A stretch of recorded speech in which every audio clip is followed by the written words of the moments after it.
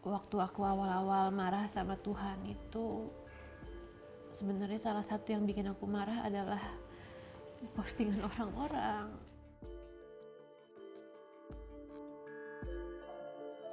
Oh Tuhan, pakailah hidupku selagi aku masih kuat.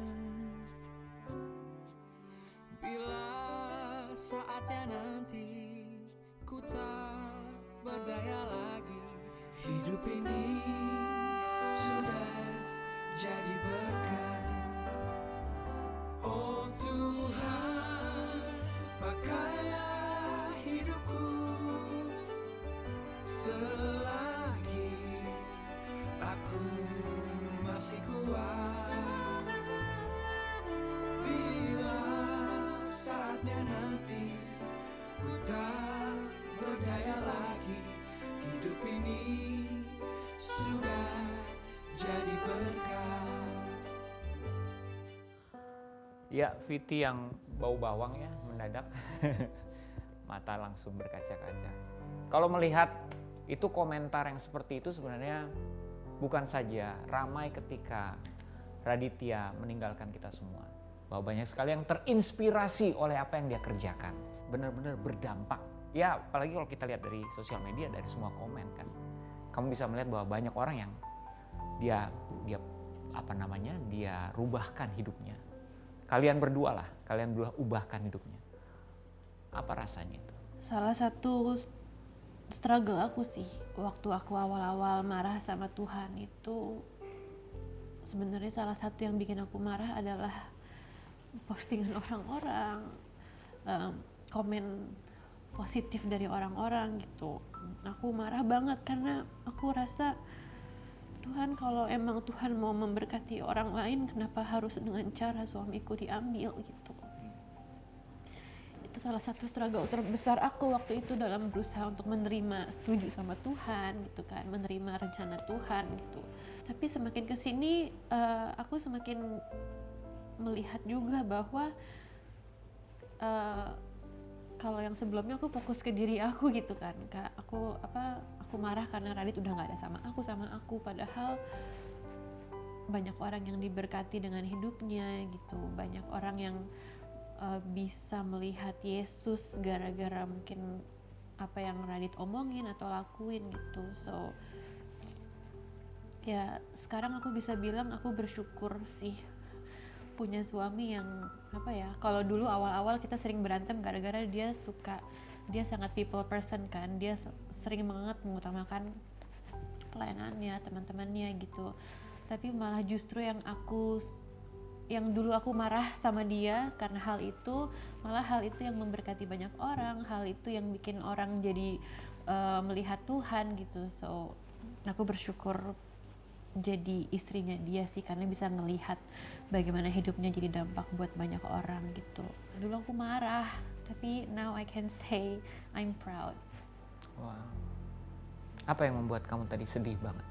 Ya itu tadi, karena dulu aku suka ngambek sama dia kalau misalkan dia ketemu ini, ketemu itu. Ketemu aku kapan gitu kan? Kalau dulu kan berantemnya karena itu gitu. Cuman sekarang ternyata ketemunya dia sama orang-orang itu, dia lagi bagiin Tuhan, dia lagi membagikan kasih Tuhan, dan malah momen-momen itu yang membekas di hidupnya orang gitu. So aku merasa tertampar aja sih bahwa yang dulu aku marahin dia, tapi ternyata itu mengubahkan banyak orang gitu. Jadi aku bisa bangga bahwa orang ini, this man yang udah inspirasi banyak orang adalah my dad. Jadi ya sih, I'm proud and I'm grateful that aku udah 13 tahun sama this person as my father. Kamu tapi menulis sesuatu juga ya di sosial media kamu ya? Iya sih, aku juga nulis. Apa yang kamu tulis ya? Aku ingatnya I wrote that the fact that aku sedih, masih nggak 100% setuju sama Tuhan, tapi aku tuh nggak setuju sama Tuhan bahwa He has to go this way, jalan ini yang dia harus pakai supaya banyak orang bisa, many people that can turn to God. Tapi aku setuju sama Tuhan bahwa whatever this is, emang Tuhan ada rencana dia sendiri, walaupun aku nggak ngerti, ya emang that's the point sih, emang His plans are not supaya kita bisa ngerti, like we're not meant to understand why He does things, tapi we're meant to just follow Him and just trust in Him, because like hubungan kita sama Tuhan tuh nggak kayak, it's not based on our understanding, but it's based on our faith, because that's what God wants us to do. He doesn't want us to understand, He wants us to have faith in Him. Ini salah satu yang banyak diposting juga, yaitu ketika ibadah penghiburan, kan ada momen dimana tutup peti. Biasanya di situ momen dimana terakhir kali kita melihat wajahnya Radit physically. Lalu ada teriakan histeris yang masuk di mana di konten tersebut ada pastor thank you dan lain-lain. Nah, kamu ingat nggak momen terakhir itu di saat tutup peti? What do you feel at that time? Rasanya ya hancur aja sih gitu, karena kayak semakin nyata aja bahwa bener-bener nggak bakal bisa lihat dia lagi gitu. Tapi ya waktu aku peluk dia untuk terakhir kalinya, ya aku ngerasa hancur, sedih, marah gitu. Tapi waktu aku lihat reaksi orang-orang itu bikin aku antara nggak percaya tapi amazed gitu sih Kak, gitu. Karena ya ngelihat bahwa yang mereka juga semua kehilangan Radit gitu, dan bagaimana hidup dia sangat berdampak. Walaupun aku marah tapi aku amazed karena aku bisa menyaksikan itu. Ya. Oke. Ini ada quote seperti ini. Jangan kasih titik kalau Tuhan mau kasih koma. Ini salah satu postingan video. Dan quote ini termasuk yang paling banyak dibagikan sama orang secara pribadi ataupun di sosial media mereka. Nah, buat kamu apa sih makna kalimat? Karena ini kalimatnya Radit sebenarnya. Sebenarnya lebih ke yang tadi juga sih, bahwa kita harus setuju sama Tuhan gitu kan. Karena banyak hal kejadian di hidup kita yang rasanya kayaknya udah deh nyerah aja gitu. Seharusnya titik ini. Seharusnya kita kasih titik aja gitu. Kita mau ambil kontrol atas kehidupan kita dan udah stop aja gitu. Padahal sebenarnya menurut Tuhan, loh kok belum titik, ini masih ada lanjutannya, masih it's gonna be amazing bahkan gitu. Dan itu yang maksudnya sebelum Radit meninggal pun itu banyak aku alamin dalam kehidupan aku, dalam kehidupan pernikahan aku. Dulu aku hampir berpisah sama Radit karena beberapa hal gitu, tapi kita mau terus percaya Tuhan, akhirnya kita makin pulih dan semakin romantis lagi. Terus lewat kehidupannya Ziona juga yang mungkin menurut kedokteran kayaknya titik aja gitu kan, tapi kita terus percaya sama Tuhan, kita lakuin apa yang kita bisa lakuin, kita serahin ke Tuhan. Dan sekarang Ziona udah 5,5 tahun, udah jalan. Wow. Jadi ya momen-momen itu tuh yang Tuhan ingetin ke aku bahwa ya kita jangan kasih titik gitu. Titik itu urusannya Tuhan nanti. As long as we're alive, kita terus lakuin aja, terus lanjutin terus gitu. Dan yang lucu adalah waktu Radit lagi di Wisma Atlet,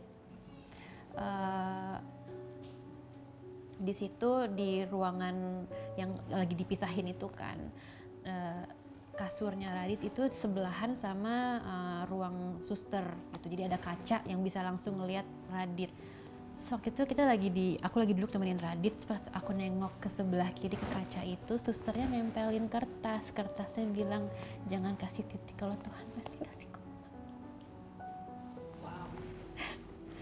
Kayaknya Radit pernah post juga sih di story waktu itu, atau siapa ya. Pokoknya benar-benar pas aku lagi nengok, loh susternya ngomong gitu, asin susternya lagi nyoba ngingetin Radit, Dit kamu pernah ngomong kayak gini, jangan nyerah ya gitu. When my faith is shaking, when my hope is fading, your love overwhelms me.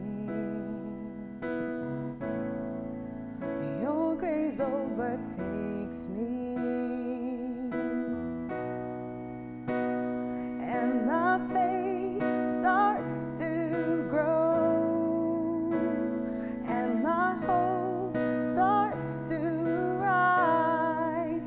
Your love is so strong, Lord, your love never ending, your love never fails, your love never fails, your grace is astounding, your grace is transforming. Now I'm not the same, now I'm not the same.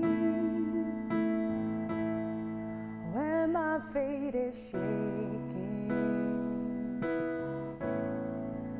when my hope is fading, your love overwhelms me, your grace overtakes me.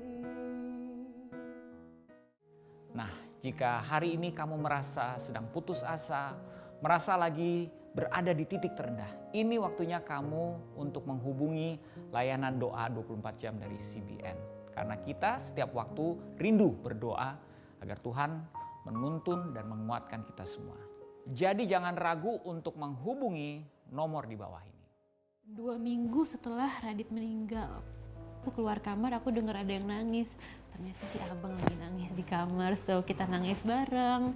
Karena kan memang kita tuh tidurnya bertiga gitu, aku, Zoe sama Radit. Jadi kayaknya mungkin momen-momen di tempat tidur itu waktu dia bangun, so she cries every morning. Kadang kalau pagi-pagi dia nunjuk ke jendela gitu, ke langit, ada Daddy ya di situ ya gitu. Harusnya kan aku lihat foto aku jadi sedih ya kan, tapi buat aku lagi sedih, aku lihat fotonya.